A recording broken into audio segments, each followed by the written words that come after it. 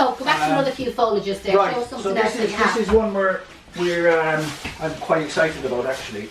So this is Salal. So Right. Salal is probably the most common foliage in And you know what? It's one we don't use that often on the classes, and I don't talk much about it, but I know for event decoration and wedding displays, it would be absolutely fabulous. Yeah. So give us a bit of info. So all Salal comes from the west coast of Canada or the west coast of America. Right. It's cut there, it's stuck in a warehouse there, then sea containers are shipped across to Holland, which takes weeks. It's stuck in a warehouse in Holland. So when you buy Salal, a florist in It's Dublin, always flat and very dry. and it's short and it's old. It's probably a month old before you get it. Now the great thing about Salal is it will last forever. Yeah. But I suppose the advantage we have, because again of our little climate in Kerry, we've a contract with one of the big gardens down there that this is just going wild. Right. And it's fantastic.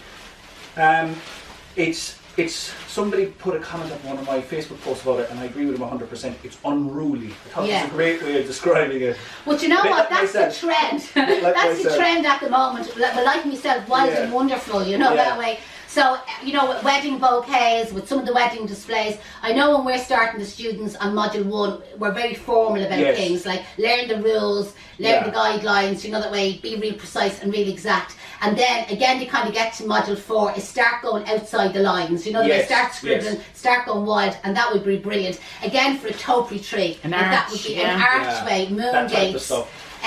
Trailing displays, you know, that way. Right, because I think the difference... Suspended garlands, this would be amazing. If you were doing, for example, Valentine's, because the stems aren't as consistent, or what I'm afraid of sometimes is you could have a single stem and then a big chunky one, and if you have a dozen roses with 3 chunky stems, it's this big, and ones with 3 thin stems, it's this big. You don't where that's where the other foliage is working out better. In saying that, you know what I mean, like before you came on the market, like most people had to work with unruly bunches of eucalyptus, so they'd have to cut the side shoots off, which is all time. Time is money in the flower shop, so it is brilliant when you can get the stems and they're already cleaned down.